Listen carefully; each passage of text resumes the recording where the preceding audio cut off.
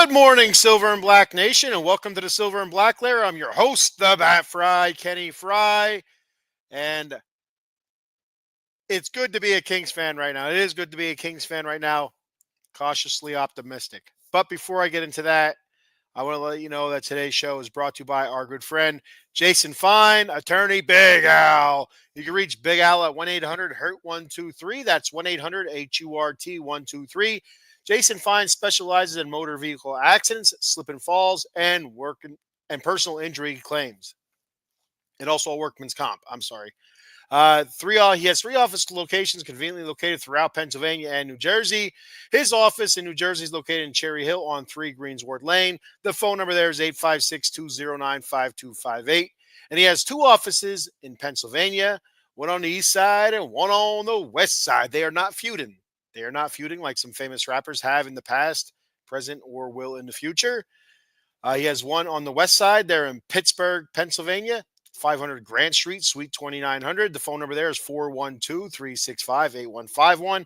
And on the east side, he has an office located in Philly at 1628 JFK Boulevard, Suite 2120. The phone number there is 267-888-2980.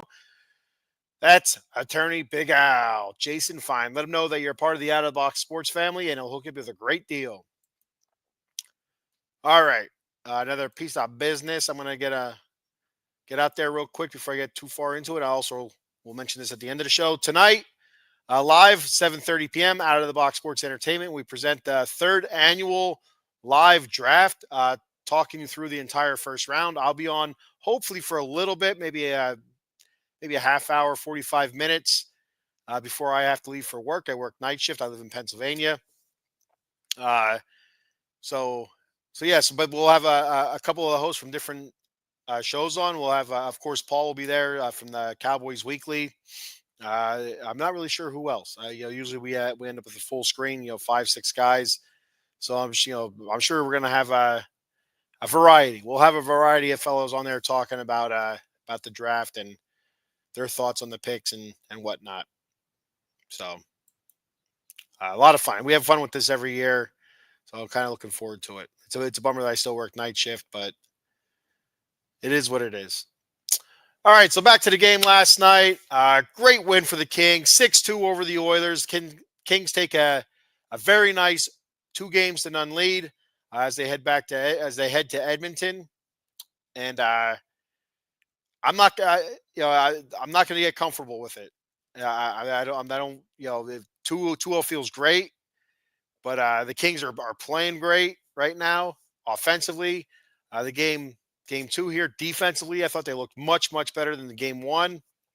So there's every reason to feel overconfident or confident or any kind of confidence. Whether it's minute or large, you have all the reason in the world to feel that way. But I like to kind of temper it a little bit. It's not until the fat lady has sung, not until that fourth win is attained and the Kings are able to move on. So let's go ahead and take a look at the scoring summary from last night on this Kings 6-2 win over the Edmonton Oilers. In the first period, the youngster, Brant Clark, gets his first playoff goal, a power play goal. Who would have thunk it, right? A whole year of crap power play, basically a whole year for the second half after we traded for Kuzmenko. You kind of see the power play look a little bit better. Statistically speaking, it was playing better, but there was times where you're watching it and you're shaking your head. It's like, oh my God, 5-on-3s, and not even getting a shot. I know that happened in the regular season once. It just scratched my head and they're just looking disheveled and off key and off kilter. But then there's times they look really good with great puck movement and top to bottom, around the back, and then find that open man and open net and scoring. So the regular season was definitely a mixed bag. It was mostly bad than good, but so far in these playoffs, they're taking a page out of the Oilers' book over us the last few seasons, where the Oilers have pretty much owned us in the special teams category. So it's great to see another power play goal that put the Kings up 1-0. That was 8:44 into the first period. No other scoring in the first period. Both teams kind of feeling each other out. I move on to the second period.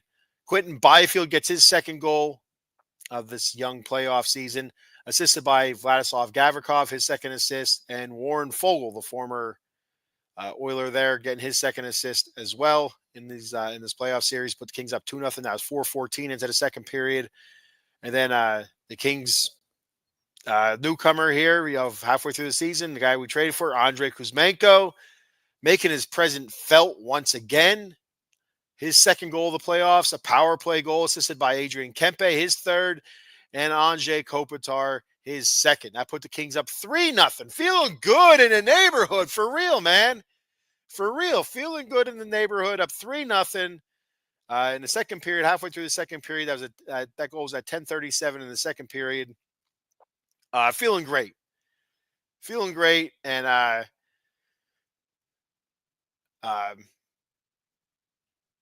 but not again after what happened in game one, where the Kings were up 4-1, and all of a sudden, you blink twice and it's 5-5. Kind of tempered it a little bit. Hey, all right, then ease back in, and of course the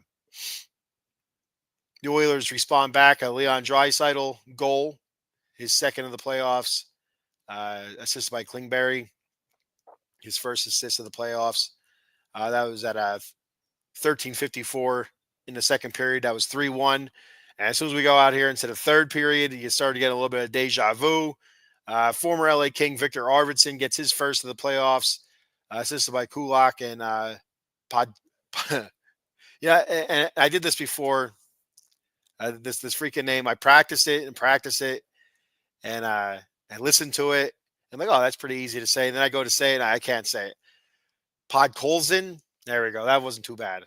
But as soon as I see it and I start saying it, I just hear my brain seize up. I can feel my brain seize up. I don't hear my brain do anything. I can feel my brain seizing up as I'm trying to say Podkolzin. I'm putting letters where they don't belong and whatnot. Podkolzin's name gives me a form of dyslexia, I feel like. But that made it 3-2. 3-2, and I know, I guarantee you, every King fan across this great country, across the land, across the globe, across this great continent, North America, every LA Kings fan's butthole puckered at the same time. Guarantee you, after the roller coaster that was Game 1, that was 4:05 into the third period. Then you have the Kings responding. Adrian Kempe getting his second goal of the playoffs, assisted by Anze Kopitar, as Kopitar's second assist of the game, his third of the series. Put the Kings back up 4-2. That's 6:46 into the third period, and you feel a little bit better. Buttholes unclenched a little bit, but still a little tight. Then the captain, our captain, your captain, everybody's captain, Anze Kopitar, scoring on, guess what? Yes, that's right, the power play. Unbelievable. Anze Kopitar, his first of this playoff series, assisted by Kevin Fiala, his second, and Adrian Kempe, who's just destroying the Oilers. And he always does play well against the Oilers, so it's not too surprising. His fourth assist of this playoff series. That puts the Kings back up 5-2. That was 9:07 into the third frame. And I could tell you honestly, at least my butthole was fully unclenched by then. And I'm sure there were a lot more buttholes unclenched. Maybe not all of them. But the Kings felt like they had this firmly in hand. And you kind of felt the Oilers, any kind of energy they had, any kind of breath they had left was just gone after that. Going through the motions and just trying to cheap shot their way to the end of the game. And after that goal, the Oilers pulled Skinner, and they went to Jesus Christ, I can't think of his name. Is it what the heck is his name? Is it Padikin or something like that? I don't know. It doesn't matter what his name was. The other goalie, the backup goalie. He went to the backup goalie. I can't think of his name right now off the top of my head. My brain's seizing up again. It's full of C's. Uh, so that put the Kings up 5-2, and the Kings greeted the backup goaltender for the Oilers after they pulled Skinner with another goal. Adrian Kempe scores his third of this playoff series, assisted by Andrei Kuzmenko and Andrei Kopitar again. His fourth assist, Kuzmenko's third assist, and Kopitar's fourth assist of this playoff series. That put the Kings up 6-2, and that was 11 minutes and 9 seconds into the third period.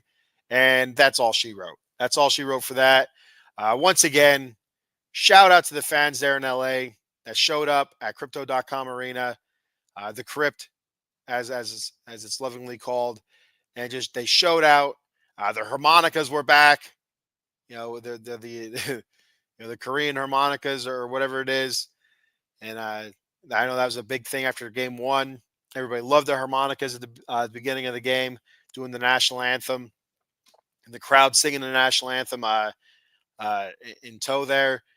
Same thing. They're able to get their harmonica the folks back. I mean, what else do they got going on for real? I mean, yeah, they're really good at what they do, and I'm sure they have other gigs lined up. But you know, this is your chance for national recognition. I guarantee they weren't getting this kind of spotlight before. So good for the harmonica folk. I don't remember their full name. It's I feel like it's like Korean Heritage Harmonica Group or something like that. Really cool stuff there. As the crowd once again serenaded the players on ice and the folks watching on TV with the national anthem. Uh, Very cool. And then the whole game, the place was raucous. The place was loud, and once again, it is awesome to hear Skinner, and then after that it was I think it's Picard. I think was their backup goalie. I know mine's unclenching here, unseizing. I believe it's Picard is their backup goalie. So awesome job by fans there in LA at the Crypt.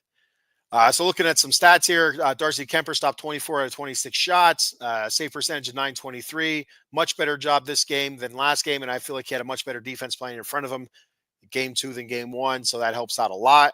And he made some fantastic shots. He made some fantastic saves. I'm sorry, I misspoke there. Made some fantastic saves, and he really kept the Kings asses out of the fire on some plays there. Also, shout out again to Adrian Kempe. Not only did he have a monster game there on the score sheet with a couple of goals and a couple of assists, but also 8 shots on goal.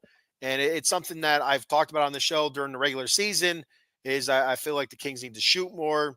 There's times where they're just looking for that perfect pass instead of coming up and at least throwing the puck at the goalie. Look for maybe a rebound or make the goalie work a little bit, or the goalie ices it, maybe get an offensive draw, win that face off and create something else.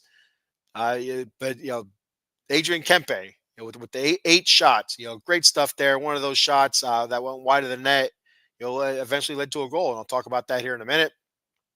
On the reverse side of that, Kevin Fiala only one shot by Kev. We would like to see that stat up a little bit more, at least in the 4 to 5 range, 3, 4, 5, somewhere on there. 4 to 5 sounds good. Andrei Kuzmenko also had 4 shots on goal. In the hits category, QB, 4 hits by QB, 4 hits by Joel Edmondson. Good stuff there. In the face-off circle, Andrei Kopitar, 51.7%, 15 wins and 14 losses in the face-off circle. Not bad. The Kings did much better, I feel like, with face-offs this time around than game one. Excuse me. Looking at team stats here, shots-wise, Kings win that, 31-26. Hits go to Edmonton, 36-24. Face-offs go to the Kings, 35-32. Power play, Edmonton, 0 for 3. And the Kings, 3 for 5. I think that puts Edmonton at 0 for 5 for the series. Now, I believe that puts the Kings at 5 for 10 for the series. Great stuff. Block shots go to Edmonton, 15-10. It's there in black and white. It really felt like the Kings dominated that game. Even when when the Oilers crept back into it, 3-2 there in the third period.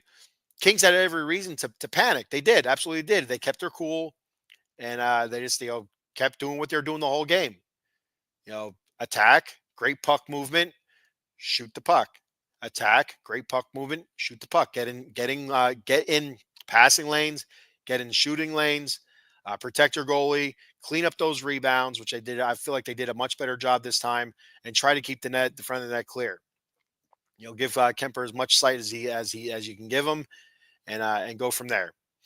So great job by the Kings, great team win. Where else did I want to go with that? I think that's it. All right, so moving on from there, I'm going to do tell you how each goal was scored now. First goal, Brant Clark on a power play. Warren Fogle, found a streaking Brant Clark up the middle. A great pass under a flattened Oiler. I'm not sure who the Oiler was. I watched it a couple times. I'd say I can't watch it live when I'm at work a night shift. Get me fired.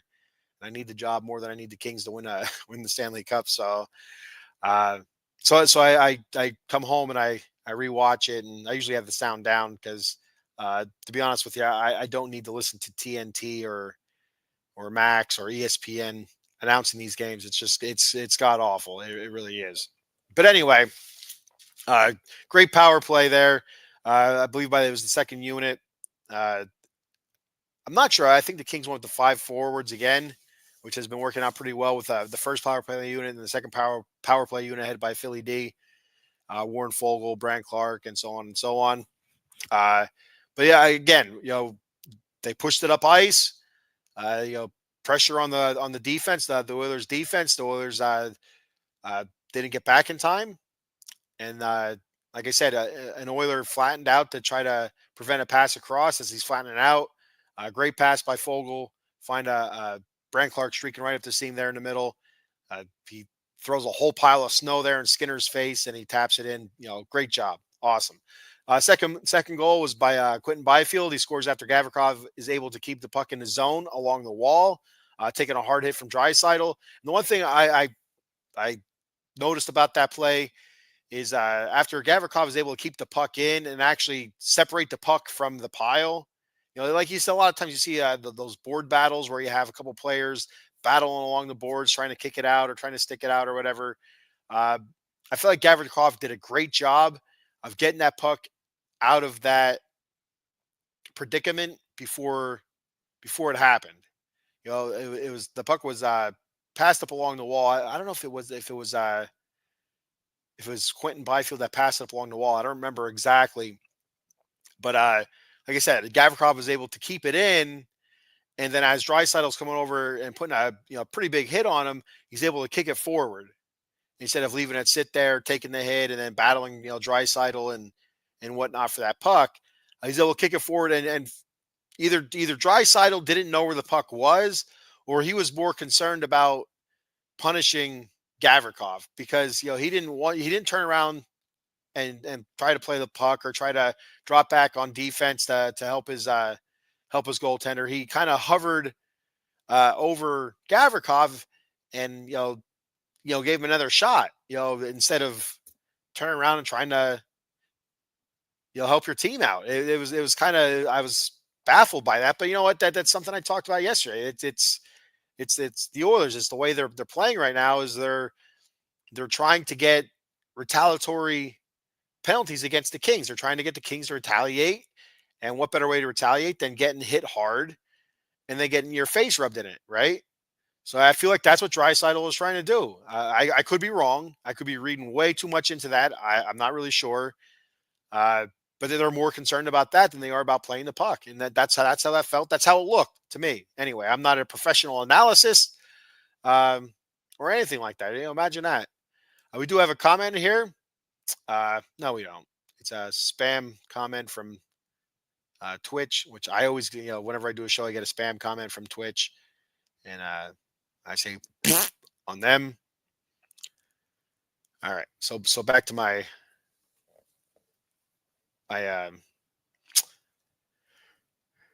whatever the hell I was doing, reading off these goals here. Third goal was by Kuzmenko with 1:12 left on the Kings power play. Great puck movement. Again, great puck movement.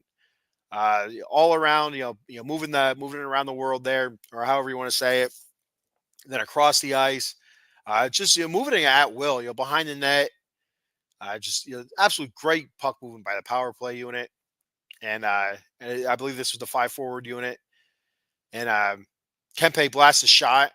A really, really hard shot that missed the net, hits off the backboards, and just came straight back to Kuzmenko on a stick, and he just flicked it in. I mean, it was sometimes it's better to be lucky, right, than to be good.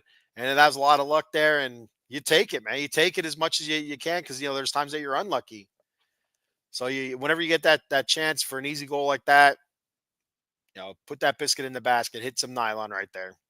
Good stuff. That put the Kings up 3-0. Edmonton's first goal by Leon Draisaitl. McDavid gets all the attention up top there, uh, at the top of the offensive zone. And then Draisaitl sneaks down bottom, uh, right by Kemper. And, it seemed like McDavid drew three guys, three Kings, but I don't know if that's just the way the zone's set up. But definitely drew two. Definitely drew two guys, which left Draisaitl, wide open, and he just kind of floated. He kind of just very slowly, crept his way in front of Kemper, and he's able to deflect it.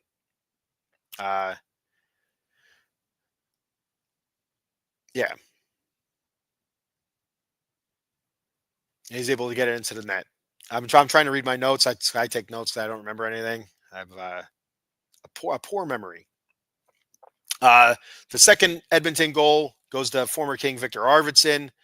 As much as I dug RV when he was here, I really don't like looking at him in that uniform. So RV can bite it. He gets a deflection in front of Kemper, Anderson, and Quentin Byfield. And in front of the net there, you had Arvidsson right in between both of them. Basically an Arvidsson sandwich, and they got to clear him out, man. They really do. I mean, I don't know. You don't want to sit there and slash him or cross check him to get him out in front of your goalie. But you have to do a better job. Maybe tie up his stick a little bit or something. But you did too much space there for Arvidsson to work between those two guys, and not enough contact, in my opinion. Uh, the Kings' fourth goal, Victor Arvidsson. I like to see these plays from Arvidsson now. He turns the puck over in the deep into Oilers' defensive zone. Kopitar, beautiful drop pass to Kempe, and Kempe just finished it. The great finish by Kempe. And that's what you like to see. You like to see them, the Kings finishing. So many times throughout the season, we've had breakaways, 2-on-1s, odd man rushes and stuff like that, and just unable to finish. We're getting finishes right now. It's looking good. It's looking awesome. The fifth goal by the Kings, awesome puck movement on the power play once again. 27 seconds left on that power play. Great cross ice pass by Kevin Fiala to our captain, Anze Kopitar, who shoots it immediately, and it off of Skinner's skate into the back of the net, and that would do it for Skinner. So they pull him. They bring Pickard in, and it didn't fare much well for him. A few minutes later, the sixth goal, the Kings get a 2-on-1, and Kempe goes over Pinkard's right shoulder for a beautiful shot, a finish. And again, an odd man rush, beautiful finish by the Kings there. And gotta love it. Gotta love it. 6-2 win. A couple other things I seen from this game. Kings got into the passing lanes, like I said, much, much better.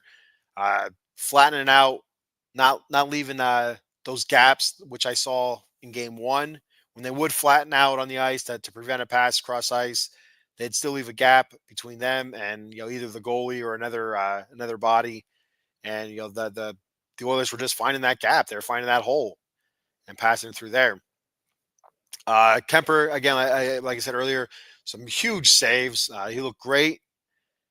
Much better than in game one. Again, like I said, better defense in front of him than game one.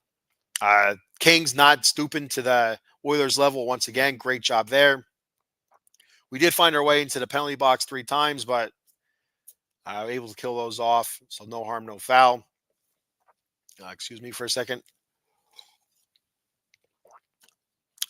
So yeah, so they're not stooping to the Oilers level. It's good stuff there. Penalty kill did a hell of a job. The Oilers, even though they're not clicking right now, it's still a very, very lethal offensive team, very lethal penalty power play team. So you can't, continue taking penalties and just expecting to kill these off. The Kings have done a pretty good job so far with it, but you're not going to keep these guys off the board for very long. So you're better off just not taking penalties as best as you can. One penalty here or there, okay, fine. But as soon as you get up to multiple, two, three, four, five, and I know the referees. It seems like in the past, the Oilers would get a lot of the benefit of the doubt type calls. I haven't really seen that too much so far this series. But heading back to Edmonton, you have to expect it. You have to expect it that the Oilers are going to get some calls that you're going to be like, what the hell was that? And they're not going to have calls against them. Uh, and the power play. So special teams overall, fantastic. Power play, like I mentioned before, three for five. Uh, a great puck movement. Absolute great puck movement. They did allow a couple shorthanded chances, which I don't like to see. But as soon as they were able to snuff out those shorthanded chances, they're pushing right back up the ice, putting the pressure back on the Oilers' penalty kill, and making them pay. Uh, so yeah, and that so far this series is easily by far. I mean, any King fan would agree that this is easily by far the best we've seen the power play look. Penalty kill, I feel like we've seen it look better, especially earlier in the season. Midway through the season. I feel like heading down the home stretch, it wasn't quite as good as it was. But the power play is just bonkers, night and day. How night and day it is from basically a whole season of just wretchedness on the power play to what it is now. It's like a frog being kissed by a princess and then turn into the prince. It's been amazing so far. Again, 2 games, got to win four.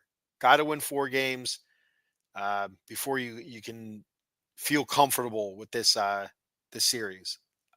Even if the Kings are up 3-0 or 3-1, I just don't feel comfortable. Not until they get that fourth win, and we send douchebag Drysidle, Darnell, dickhead Nurse, and Connor McDavid. I don't have a mean name for McDavid. I'll think of one. I don't know. Neanderthal looking McDavid. I don't know. That's not a good one. But you know what I'm saying.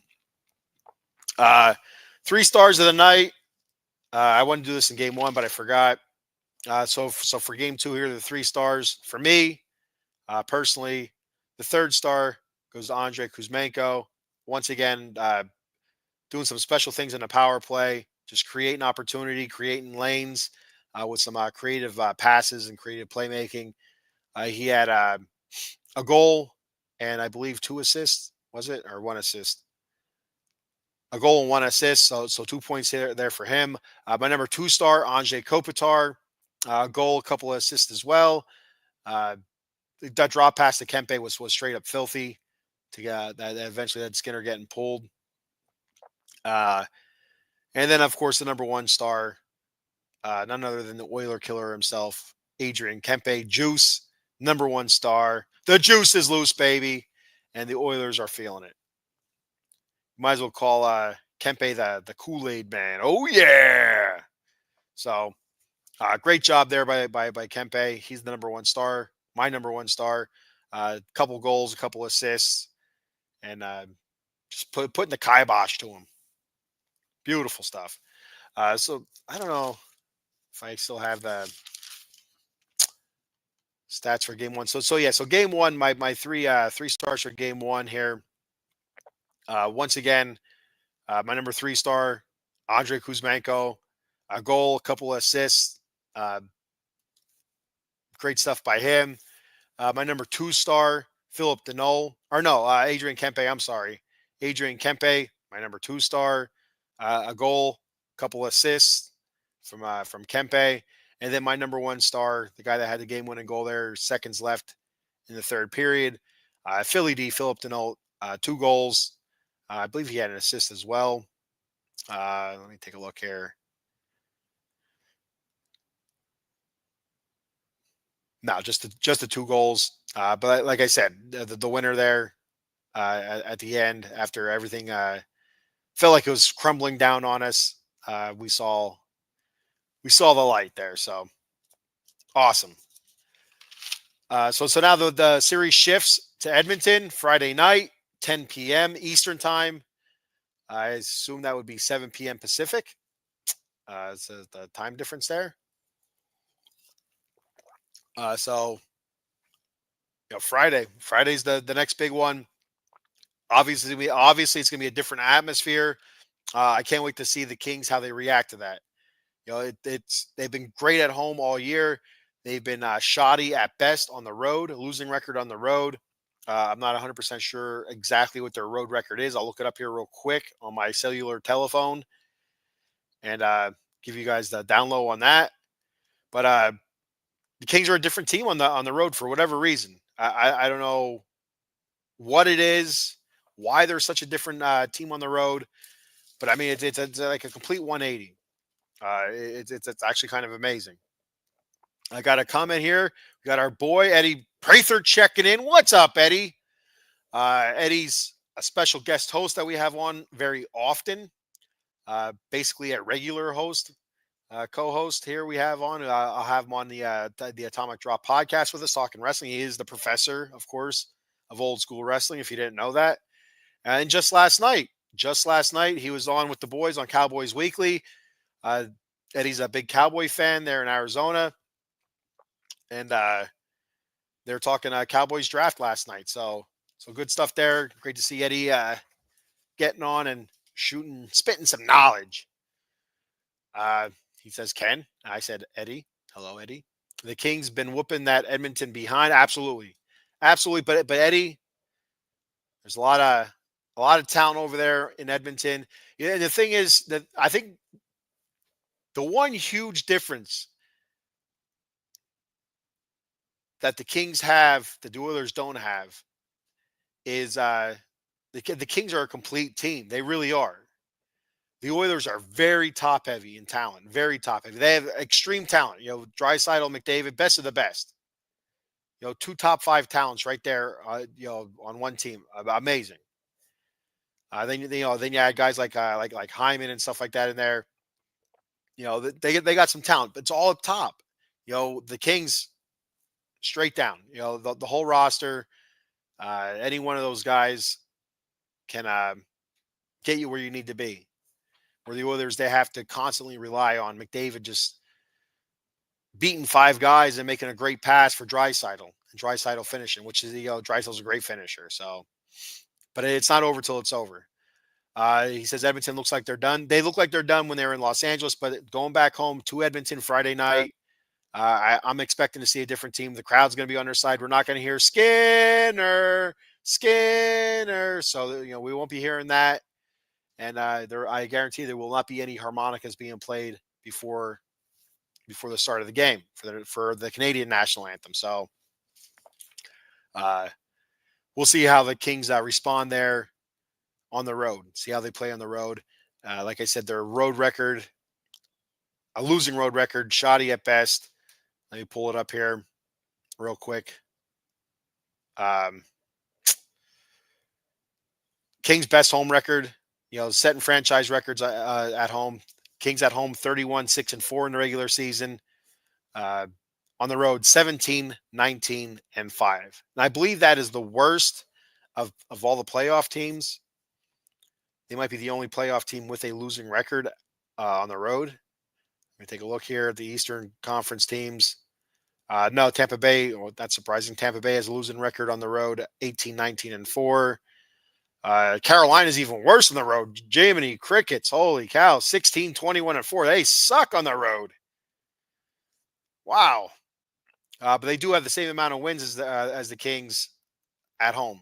So 31. The Carolina Hurricanes were 31, 9, and 1 at home. The Kings had a better winning percentage, points percentage, however you want to say it. 31, 6, and 4 at home. You also had the Jets, the Winnipeg Jets, 37-4 at home. So, but the Jets were also 26-15 on the road. The Jets were a very good road team. But the Kings again, not very good on the road. So we'll see. See how they handle it. And Eddie also said Edmonton has no goalie, and that's the thing, Eddie. I talked about 2 days ago on my day after post game recap. I don't know how else you want to say it, but we've seen it in the past. Skinner just be totally unreliable, be absolute trash, and then go on like a 3 or 4 game run where he looks like Patrick Waugh, or he looks like Felix Potvin, or Martin Brodeur from days past. From my youth, my teenage years and early 20s, when those guys were between the pipes and they were just dominant. And now, and it's like a Jekyll and Hyde thing. So as long as the Kings can keep the pressure on Skinner, I feel like they can keep him playing like trash, like the way he is right now, not looking good at all. I mean, a lot of that has to do with the Edmonton defense too, allowing these um,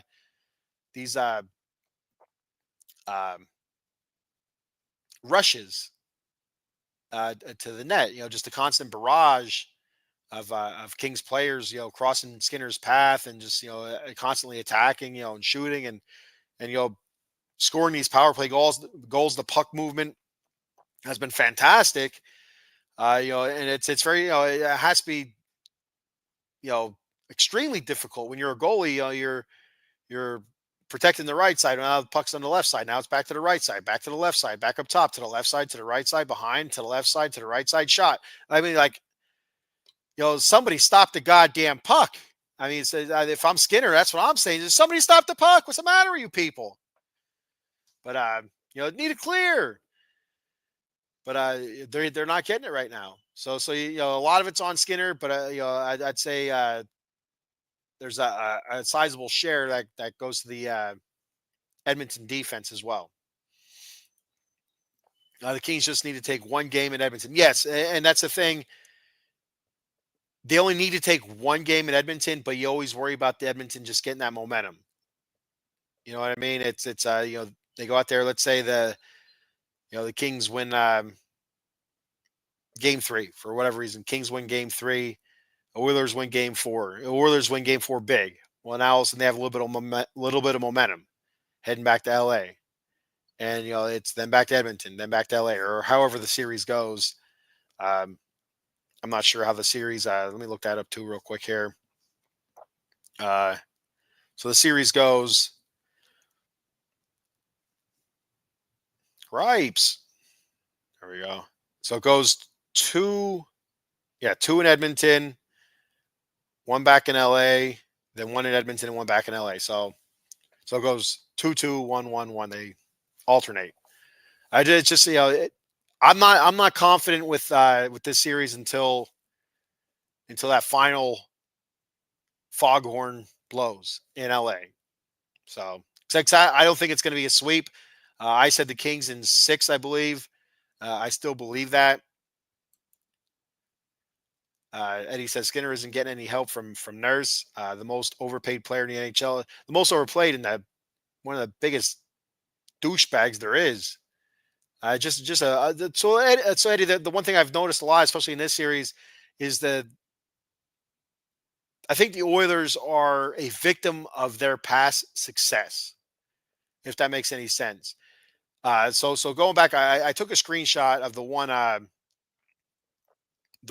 stat that I seen last night pop up, or this morning pop up, and it was, where the hell is it now? Oh, don't tell me it didn't take. I thought it took.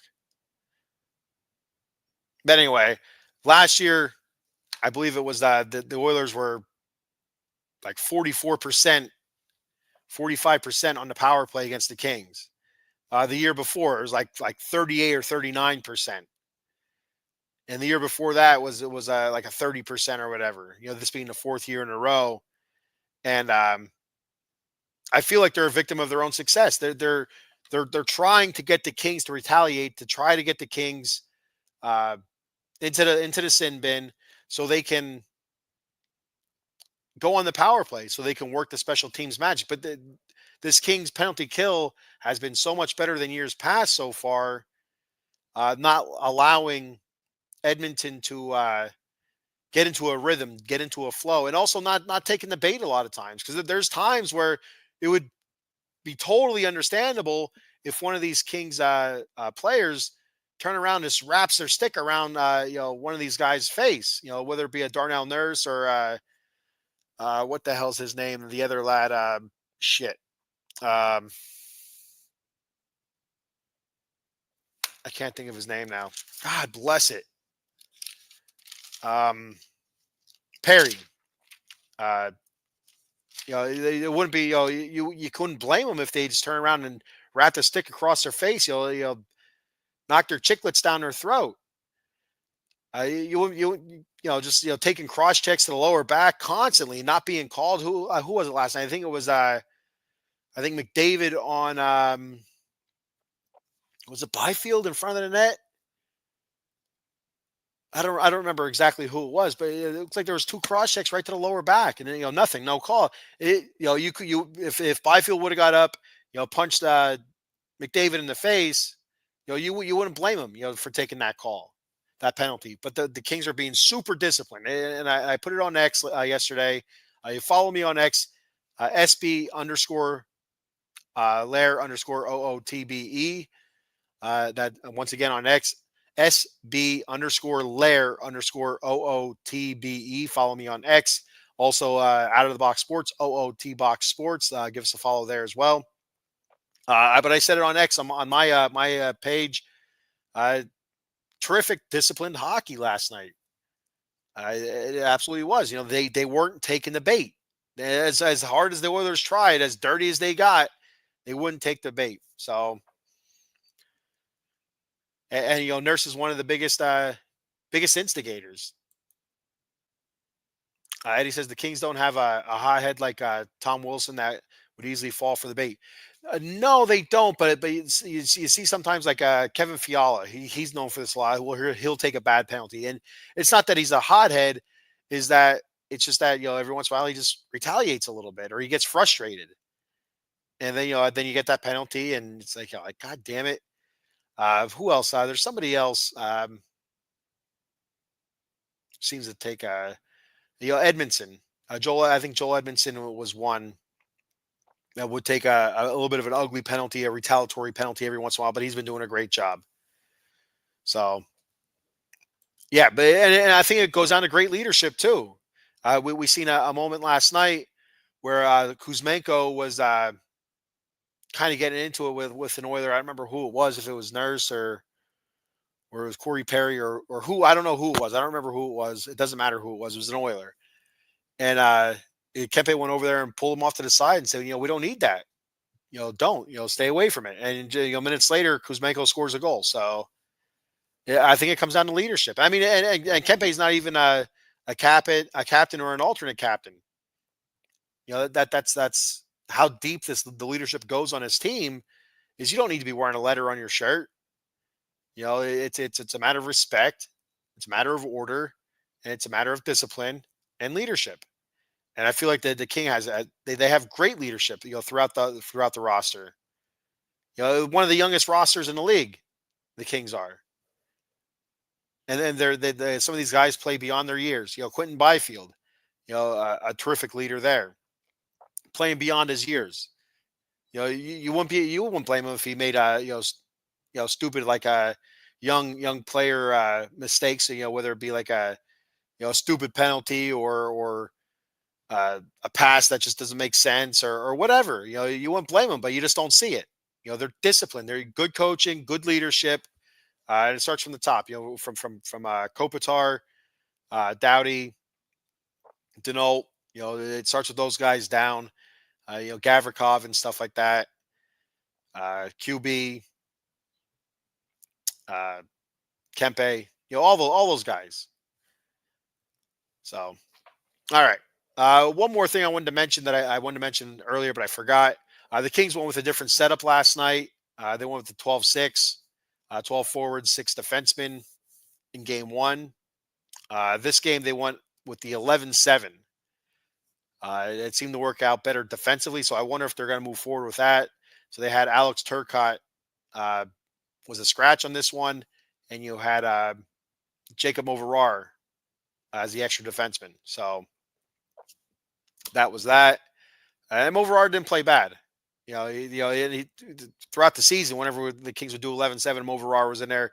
He played fantastic. Well, when Doughty was out for the big chunk of the season there in the beginning, the first half of the season, basically, more than half, uh, Overar was outstanding whenever he got the opportunity. So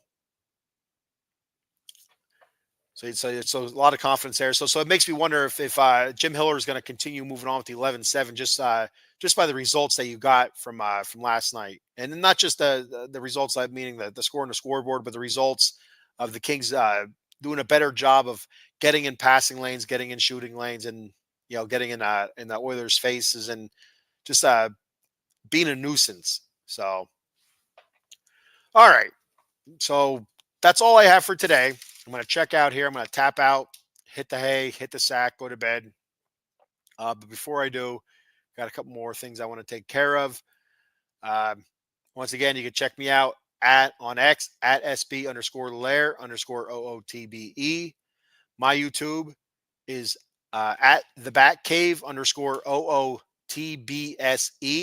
Once again, my YouTube at the Bat Cave _OOTBSE. Out of the Box Sports, YouTube and X is at OOT Box Sports. Give us a like and subscribe to our channel there, or follow and subscribe to our channel, whatever. Facebook, it's Out of the Box Sports Entertainment. You can give us a like there, like our page. That'd be awesome. And coming up here real soon, we'll be hitting 1,100 live shows on the network. And I would say thank you to each and everyone out there, each and every one of you. That's what I was trying to say. I'm getting tired. I'm starting to jumble my words. That's what happens. Right now, I'm currently sitting at 34 live viewers. I love it. Thank you guys for checking the show out. Eddie, thank you for commenting. Folks out there watching right now, throw your comments out live. I read them all except for the spam one that we got from Twitch earlier. I'm not going to read those. I read them once, probably more once. I think probably 2 or 3 times I read them, and I feel like an idiot afterwards. But thank you everybody that follows us, subscribes to our channels, likes our pages and whatnot, and checks our shows out. We have a variety of shows on here, from football to baseball to wrestling, college football coming up here in the next couple of weeks. We'll be starting back up with those shows as well. So UFC as well. That's on Friday nights, UFC a show. So good stuff here. Thank you, everybody. Appreciate it. If you want to help me out, head on over to www.w.gg. Check out W Energy Drink, based in California. So if you're watching this and you're from Cali, check them out. Great energy drinks, jitterless energy drink. They have some terrific flavors, awesome swag. I like the shakers, to be honest with you. I think they're pretty neat looking. Some of the anime stuff, I'm not into anime, but some of the stuff is pretty neat looking. So check them out. The jitterless energy drink made with coffee fruit extract, amongst other things. And yeah, not only is it jitterless, but it tastes great. So check it out and let me know what your thoughts are. And once again, before I forget, tonight, 7:30 p.m., Out of the Box Sports Entertainment, 3rd annual live draft, talking the entire first round. Like I said, I'm hoping to get on for a little bit before I have to go to work. We'll see what happens, but there'll be a variety of hosts on there talking, about the picks and whatnot, and their thoughts on it, and probably getting pissed off when their team picks somebody that they don't like. So it's usually what happens. Got one last comment here. Eddie, he said, I'm excited about tonight. Eddie, are you going to be on tonight, Eddie? Live, or are you just going to be watching, commenting? So usually we get a decent handful of people on there. Usually it's a full screen of host on there. Hey, Colin Tolley, thanks for checking the show out. He said, oh, hey, another Kings thing. Yes, it is another Kings thing. Thanks for checking out the show, Colin. I appreciate it. Eddie will be live tonight. with a bunch of other hosts talking NFL draft. So be sure to check that out tonight, 7:30 p.m. on Out of the Box Sports, 7:30 p.m. Eastern time. Um,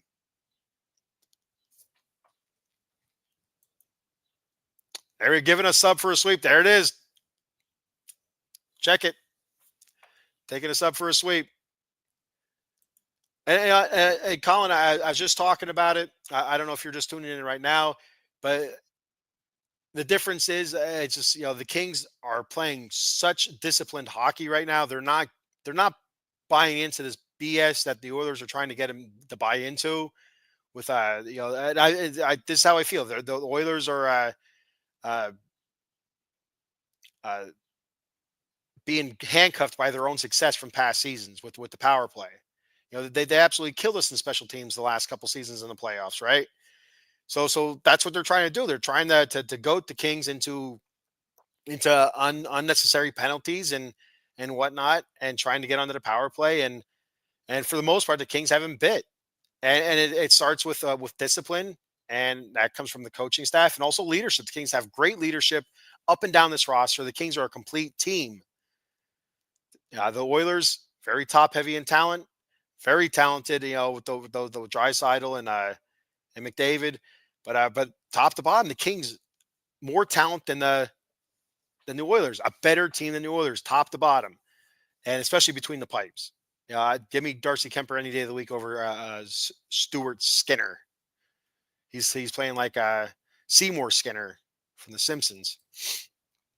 Uh, Colin says, so I've been a Kings fan since I was 2012. This is the most confident LA team in my years. These boys just love to play hockey, and they love to play in our barn. Yeah, and that's the other thing. Kings have been so awesome at home, but so mediocre on the road. That's the only thing that has me nervous right now, Colin, is just the night and day um, play on the ice that they have home and away. Home, they're basically unbeatable home, especially if you're one of the top teams in the league. They slaughtered the top teams in the league at home this year. Now, some of the mid to lesser teams, for whatever reason, were able to get a game up on the Kings here and there. But for the top tier teams, they got their asses spanked in LA. So yeah, and I've been a fan since the early '90s. I'm 40. What year? I'll be 45 in May. So, and I'm 44 currently.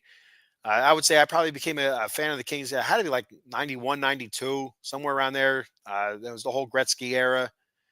And Wayne Gretzky was one of my favorite players, but he was not my favorite. Like the top for me. For me, the top was Kelly Rudy, the goalie at that time.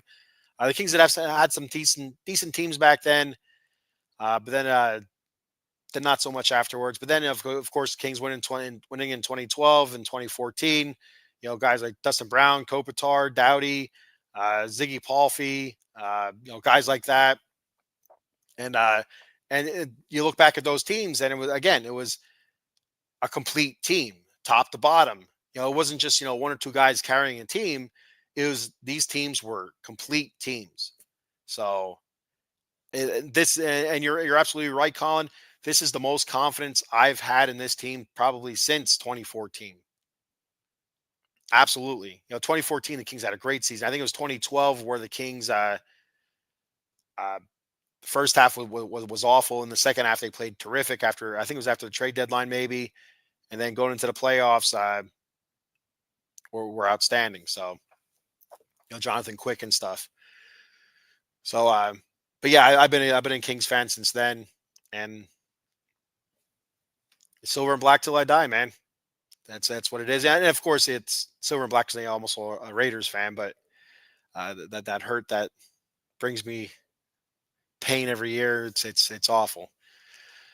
But yeah, thanks for checking the show out. Yeah, let's go for that sweep. Like I said, I'm nervous about being on the road, but if any team can do it, it's this team. This is absolutely right. The most confidence, in this team in a long time. Last year, I didn't feel super confident. Just say I felt uneasy in goal last year, and then once again the special teams let us down. But this year just feels so much different. It feels so much different ever since that Kuzmenko trade. It just seems like it's just a different different mindset. Like each line has really gelled, and they've played so well together. Each line, 1 through 4, and it's been awesome. It's been absolutely awesome. Colin says, I'm a Kings, Dodgers, Rams out of PA. There we go. So you're just like me, kind of spread across the globe here, or across the country. Me, I'm in Pennsylvania as well, and for me, it's the Kings, the Raiders, and the Mets. So hey, and Colin, if you want to get into this podcasting game, reach out to me, or reach out to somebody on Out of the Box Sports. If you're, hey, I want to do a Dodgers game, podcast, or a Rams podcast, we'll help you out, and we'll we'll get it figured out for you, man. If you're interested, if you're not, no big deal. Just continue checking out the show. I appreciate it very much. Thanks for the content. Fantastic. That's great news. And I'll be doing the post games the day after post game, I should say. Each After each game, Saturday night, or I mean Friday night when the Kings are in Edmonton. I won't go live that night. It'll be in the morning, just because I don't work Friday night. I work night shift, but I don't work Friday night. But I'm going to be going live talking Silver and Black Lair Raiders. So I'll be talking about the Raiders Friday night in the draft rounds 1, 2, and 3. So anybody out there that's a Raider fan as well, or just a football fan in general, check that out. Friday night, I'm shooting for around 10:30 p.m. I'm to be honest with you, I'm going to try to go earlier so I can get off before the Kings start. But once again, Friday night with the Raiders, then Saturday morning I'm shooting for the Kings, and we'll get a post show there. But if for some reason I'm able to get the Raiders on before the Kings game, I'll do a post game show that night for the Kings.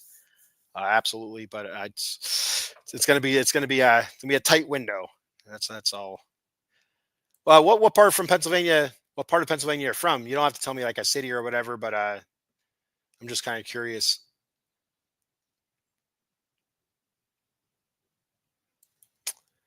So,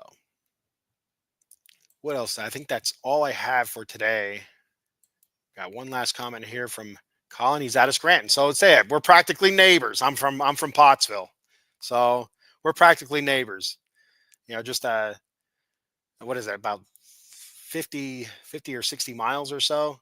Pottsville to Scranton, a little over an hour, up 81. So, all right, fantastic. Well, great hearing from you, Colin. Thanks for checking the show out. Like I said, uh, continue checking out the content. I appreciate it very much. And we have a variety of other content on here. And like I said, if you're interested in podcasting, reach out to me. All right. Until then, guys, thank you very much. I appreciate it. And I will be live again.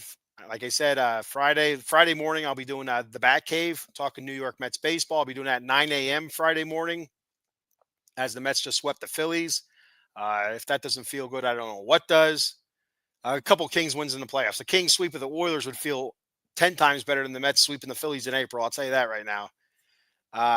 But yeah, so I'll be doing the Bat Cave Friday morning, 9 a.m., talking New York Mets baseball. The Raiders Friday night. Like I said, I'm going to hopefully get on a little bit earlier so I can get off before the Kings start, or at least, sometime during the first period.